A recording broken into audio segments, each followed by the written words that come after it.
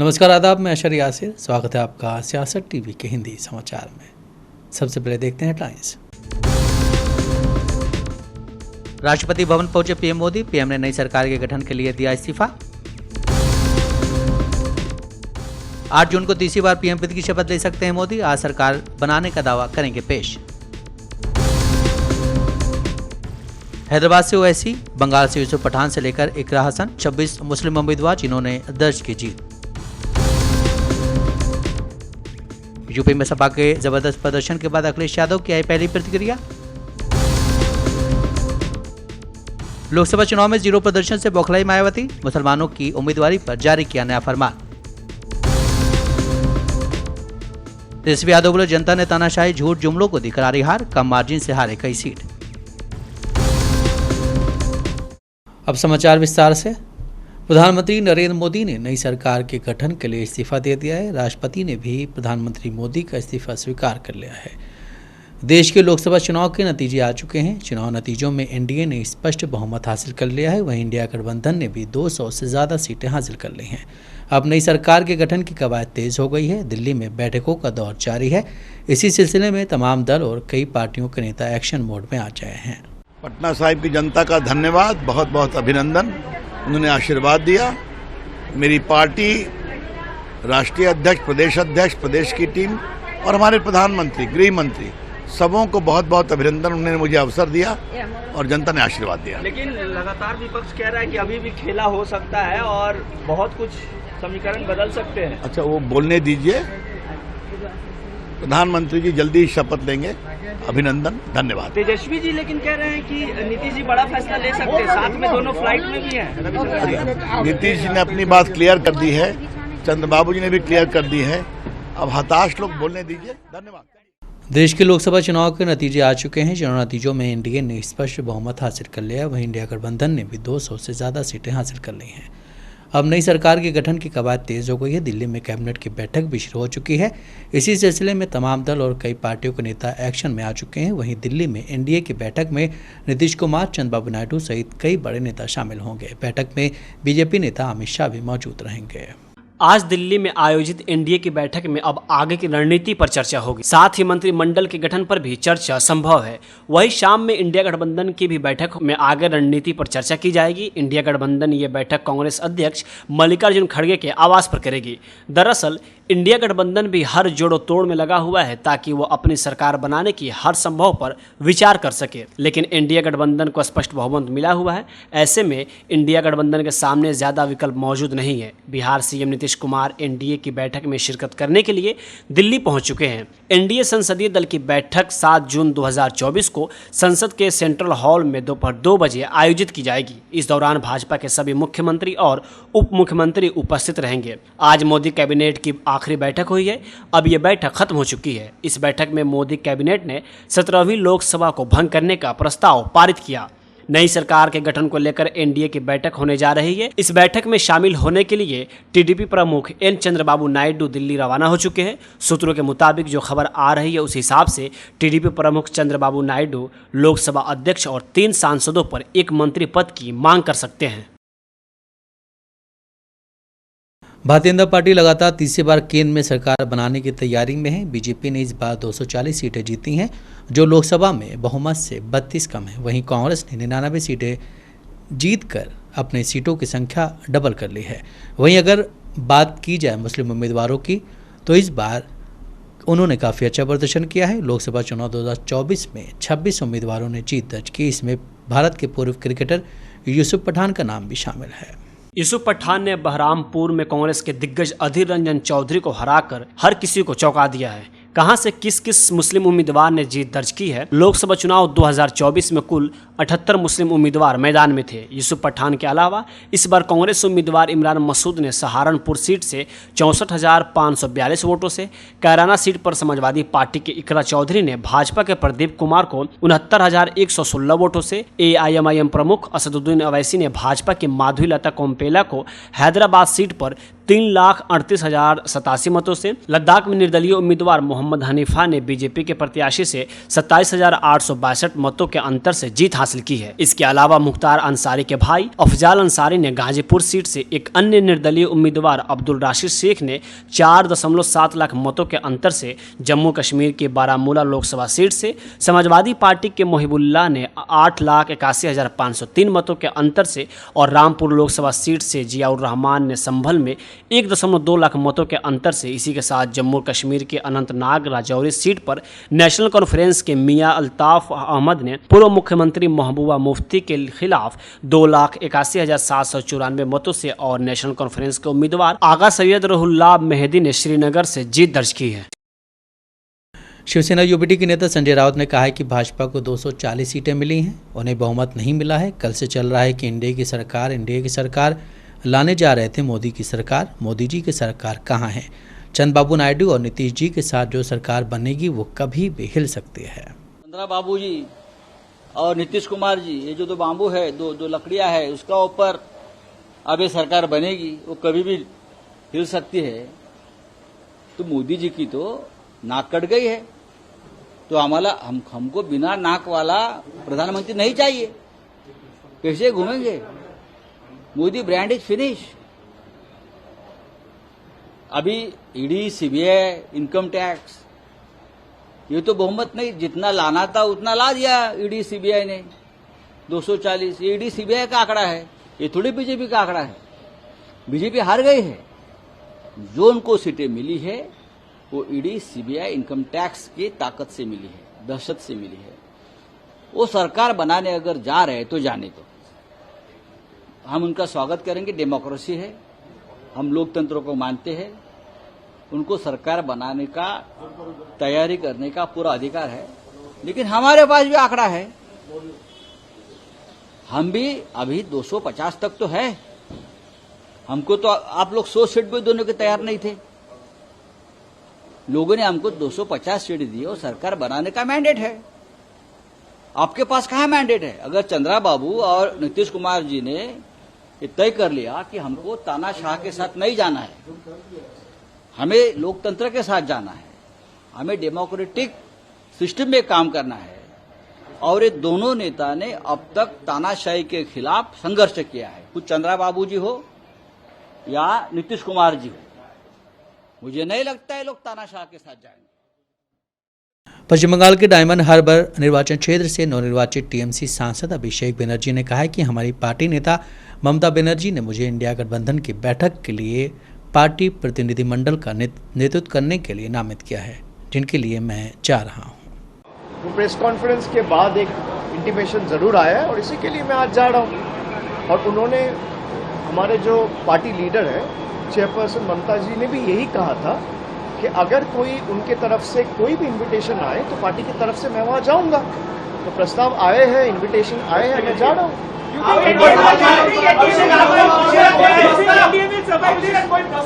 भाई देखिए, आपका सवाल भी आपका जवाब है। 1 महीना पहले यही बीजेपी के लोग आके बंगाल के लोगों को कह रहे थे 30 सीट जिताओ, Didi's government will not survive, Mamata ji का गवर्नमेंट खुश हो जाएगा। अभी आप जितने पत्रकार खड़े हैं, आप मेरे से उल्टा पूछ रहे हैं क्या एनडीए का गवर्नमेंट सर्वाइव करेगा? तो never estimate the power of the ordinary citizen और द कॉमन मैन। आपका सवाल में आपका जवाब है। चंडीगढ़ लोकसभा सीट से कांग्रेस के विजयी उम्मीदवार मनीष तिवारी ने कहा है कि ये भाजपा और उनके शीर्ष नेतृत्व पर एक अविश्वास प्रस्ताव है। जिस तरह का प्रचार किया गया था कि अब की बार 400 पार, और वो जो वास्तविकता सामने निकल कर आई है उसमें जमीन आसमान का फर्क है। जिस तरह का आंकलन लगाया गया था, जिस तरह का प्रचार किया गया था कि अब की बार 400 पार, वो और जो वास्तविकता सामने निकल के आई है उसमें जमीन आसमान का फर्क है। जो जमीन के मुद्दे थे, बेरोजगारी, महंगाई, जो गरीब अमीर में बढ़ती हुई असमानता है, संविधान को लेकर जो लोगों की चिंताएं हैं, वो सब इस चुनाव में जमीनी स्तर के ऊपर दिखी। मैं एक बार फिर से आप सबका बहुत बहुत धन्यवाद करना चाहता हूं। आज का मकसद प्रेस वार्ता करना नहीं था, पर आप यहाँ पे आए और मेरे मीडिया से बहुत खट्टे मीठे संबंध रहे हैं। मैं आज 20 साल से कांग्रेस का राष्ट्रीय प्रवक्ता हूँ, इस देश का सूचना और प्रसारण मंत्री भी रहा हूँ, तो इसलिए आप आए थे। आप में से कईयों को चुनाव के दौरान मैंने बहुत निराश किया था। महाराष्ट्र विधानसभा के लीडर ऑफ अपोजिशन विजय वडेट्टीवार ने आज बड़ा बयान देते हुए कहा है कि इंडिया गठबंधन की सरकार बनेगी। उन्होंने बीजेपी पर निशाना साधते हुए कहा है कि पीएम मोदी और अमित शाह अपने सहयोगियों जैसे कि उद्धव ठाकरे और बीजू पटनायक की पार्टी को तोड़ने के लिए जाने जाते हैं। तो ये सबका अनुभव है, नीतीश कुमार जी को भी अनुभव है कि ये साथ में लेते हैं, फिर पार्टी तोड़ते हैं, गड़बड़ियां करते हैं और उसका फायदा उठाते हैं। और ये दोनों भी लोग जो है अभी समय के साथ में गए होंगे, पर ये इनके विचार जो है ये पुरोगामी विचार के लोग हैं। ये विचार इनके कोई जातीय विचार नहीं है। तो इस सबको देखते हुए हमें लगता है कि ये दोनों जो जिधर जाए उनकी सत्ता होगी और ये दो लोग, दोनों बाबू हमारे साथ आएंगे, ऐसा हमें विश्वास है और इंडिया आघाड़ी की सरकार बनेगी। क्या लगता है नीतीश कुमार भी दोनों साथ में आ जाएंगे? देखिए, जो चल रही है दिल्ली में सब कुछ है कि आज कल में आप देखोगे, मुझे पूरा विश्वास है कि मोदी शाह ये दोनों सत्ता में वापस नहीं आएंगे। कांग्रेस नेता प्रमोद तिवारी ने कहा है कि एनडीए कम सीटों पर रह गया है। एनडीए ने मोदी जी की वजह से सीटें नहीं जीती, बल्कि एनडीए की वजह से बीजेपी ने सीटें जीती हैं। सबसे ज़्यादा समय अयोध्या को दिया गया और इसे सबसे बड़ा विषय बनाया गया। प्रधानमंत्री मोदी वहां से अपने उम्मीदवार को नहीं जिता सके। बीजेपी भगवान राम के व्यापारी है, पुजारी नहीं। आप देखिए ना, नैतिकता अगर होती तो 303 सीट से 240 पे पहुंचा दिया। और मैं एक चीज और बता दूं, एनडीए की सीटें मोदी जी की वजह से नहीं जीती, बल्कि एनडीए की वजह से भाजपा की सीटें जीती। स्पष्ट करूं, अयोध्या जहां सबसे ज्यादा टाइम दिया, जिसको सबसे बड़ा मुद्दा बनाया, मोदी जी आप भाजपा को उम्मीदवार वहां से नहीं जिता सके। सिटिंग उम्मीदवार था, वरिष्ठ नेता था। तो जब भगवान ने ये कहा कि तुम मेरा नाम बेच रहे हो, और ऐसा मारा मोदी जी को, 303 से 240 पे गिर गए। तो भाजपा व्यापारी है राम की। चंद्रबाबू नायडू की पार्टी टीडीपी ने आंध्र प्रदेश में प्रचंड बहुमत के साथ सत्ता में वापसी की। वहीं लोकसभा चुनाव भी पार्टी का प्रदर्शन अच्छा रहा है और आंध्र की 25 में से 16 संसदीय सीटों पर उसे जीत मिली है। केंद्र की सत्ता में इस बार जनता ने किसी को स्पष्ट बहुमत नहीं दिया। बीजेपी 240 सीटें जीतकर सबसे बड़ी पार्टी बनी, लेकिन बहुमत का आंकड़ा 272 है।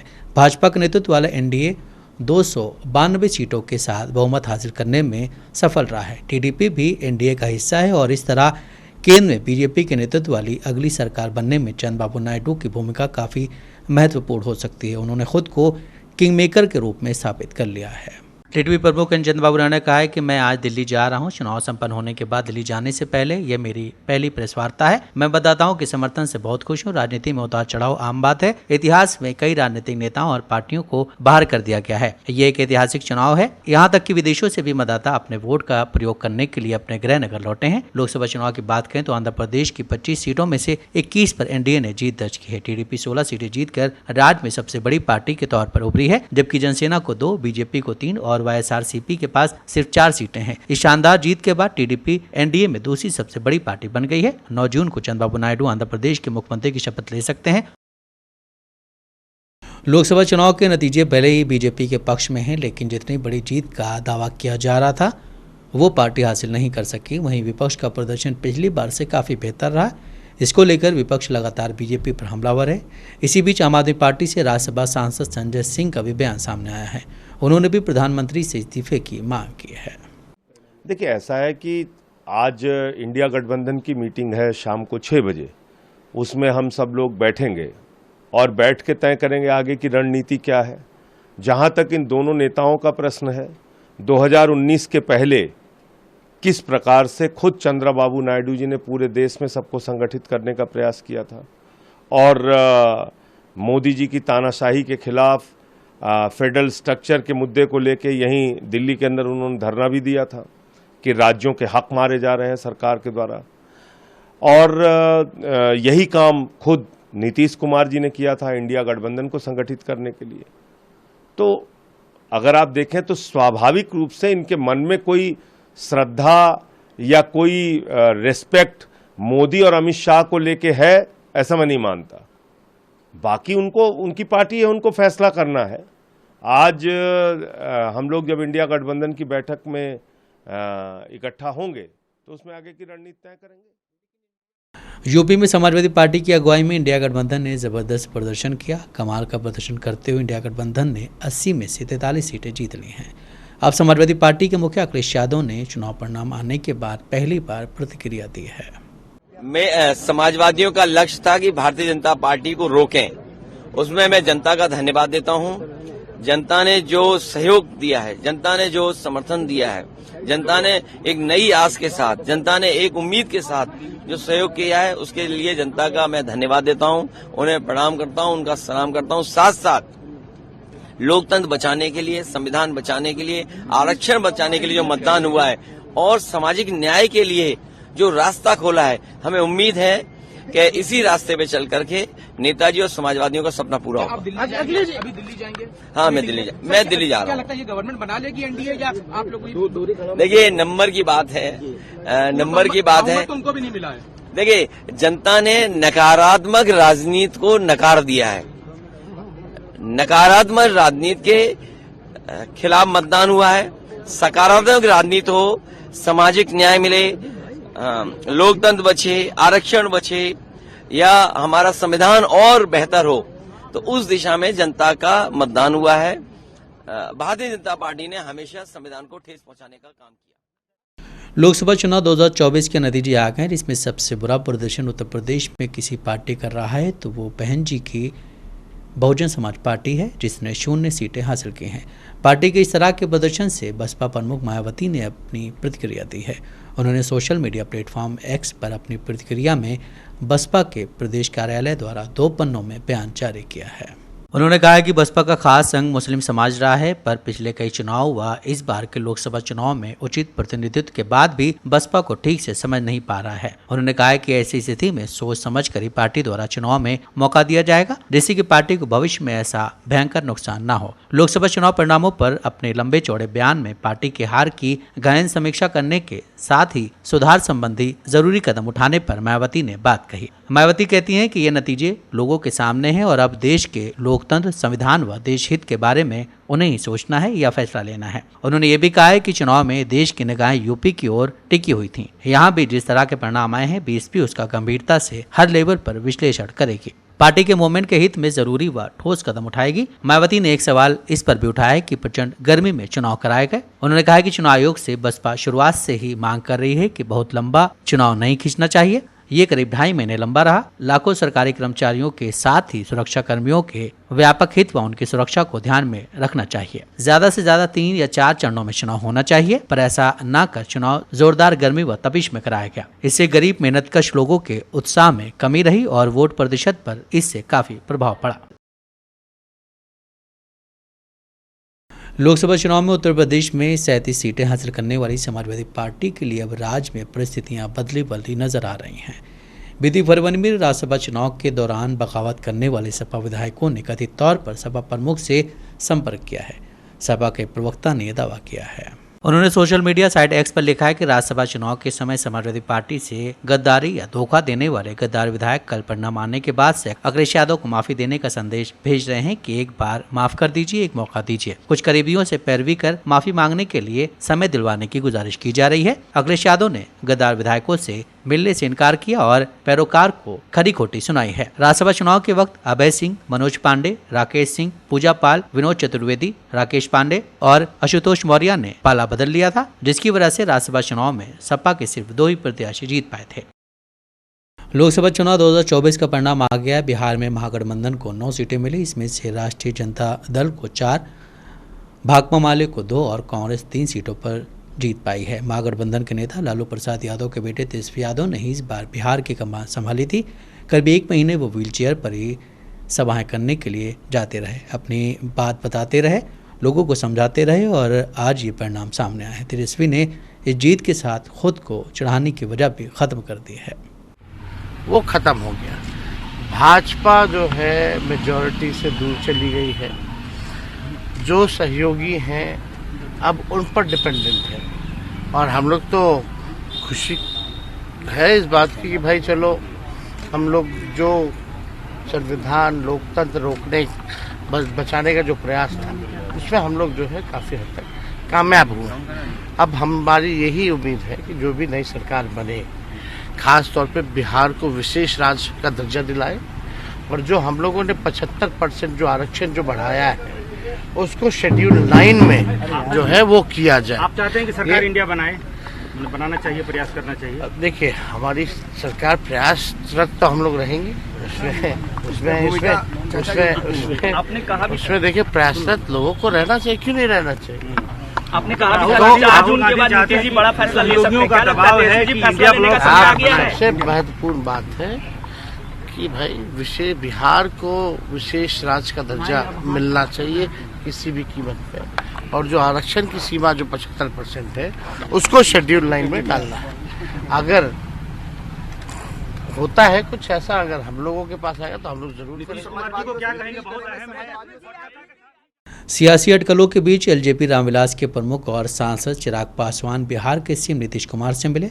मुलाकात के तुरंत बाद चिराग पासवान अपने 5 नवनिर्वाचित सांसदों को लेकर दिल्ली रवाना हो गए। जब चिराग पासवान से पूछा गया कि नीतीश कुमार से उनकी क्या बात हुई तो उन्होंने बताया कि आज बधाई देने का दिन है। मुख्यमंत्री ने हमारे गठबंधन को मजबूती देने का काम किया और एनडीए का बिहार में जो प्रदर्शन रहा है उसका बड़ा श्रेय जहां एक तरफ देश के प्रधानमंत्री नरेंद्र मोदी को जाता है तो वहीं इसका श्रेय मेरे मुख्यमंत्री नीतीश कुमार जी को भी जाता है। भाई किसी को कोई ऑफर नहीं मिल रहा है और एनडीए गठबंधन एकजुट है, इस बात को आप लोग लिख लीजिए। अब वो दिन दूर नहीं जब मेरे प्रधानमंत्री नरेंद्र मोदी जी के नेतृत्व में एनडीए का हर एक घटक दल मजबूती से हम लोग सरकार बनाएंगे। शपथ लेने की तैयारी है और ये सरकार मजबूती से अगले 5 साल मेरे प्रधानमंत्री जी के नेतृत्व में चलेगी। यूपी में कहाँ चूक हो गई? भाई कहाँ चूक हुई ये जरूर मंथन करने का विषय है। एनडीए एक साथ बैठकर जरूर इस पर चिंतन हम लोग करेंगे और 2029 के लोकसभा के चुनाव में बिहार से 40 की 40 लोकसभा चुनाव 2024 के नतीजे आ गए हैं। एक बार फिर एनडीए की सरकार बनती दिख रही है। विपक्षी गठबंधन इंडिया ने भी उम्मीद से ज़्यादा सीटें हासिल की और अंत तक लड़ाई में रहकर अपनी ताकत का एहसास कराया।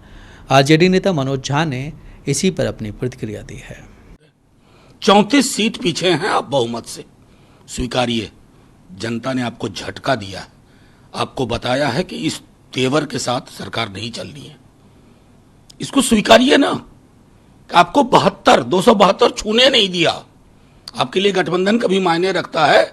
अपनी शिवसेना के साथ क्या किया, अकाली दल के साथ क्या किया, और मैं दूर नहीं जाऊंगा नीतीश जी के साथ क्या किया, चंद्रा बाबू के साथ क्या किया था। आज आपकी जरूरत है, लेकिन मैं प्रधानमंत्री जी बताऊं, आपके दल को भी जानता हूं और वो जो संस्था है ना नागपुर में उसको भी जानता हूं। आपका विकल्प ढूंढा जा रहा है, आप उसकी चिंता करिए। और मोदी की गारंटी वारंटी भैंस मंगलसूत्र मुजरा करने के बाद आप 238-39 पे हुए। आपको तो ये कहना चाहिए था कि अब आगे से कोई कैंपेन मैं इन शब्दों पे नहीं करूंगा। आप कल भी चूक गए। कांग्रेस के वरिष्ठ नेता कमलनाथ का कहना है कि हम लोकसभा चुनाव में कांग्रेस पार्टी के प्रदर्शन के कारणों की समीक्षा करेंगे। इंडिया गठबंधन ने देश में अच्छा प्रदर्शन किया है। प्रधानमंत्री मोदी कहते थे कि 300 पार 400 पार, लेकिन बीजेपी 240 सीटों का आंकड़ा भी पार नहीं कर पाई। इसमें पूरी हम समीक्षा करेंगे कि केवल एक सीट की बात नहीं है, कितनी लंबी हार हुई है, ये भी एक सोचने की बात है। पर देश में हमारा गठबंधन का अच्छा परिणाम आए। जो मोदी जी कहते थे 300 पार 400 पार, तो 240 पार, और हमारे गठबंधन की अच्छी सीटें आई। अब ये अगली आने वाले समय की राजनीति को नया मोड़। हिंदी समाचार यहीं समाप्त होता है। मुझे दें इजाज़त। बाकी खबरों के लिए आप बने रहें सियासत टीवी के साथ।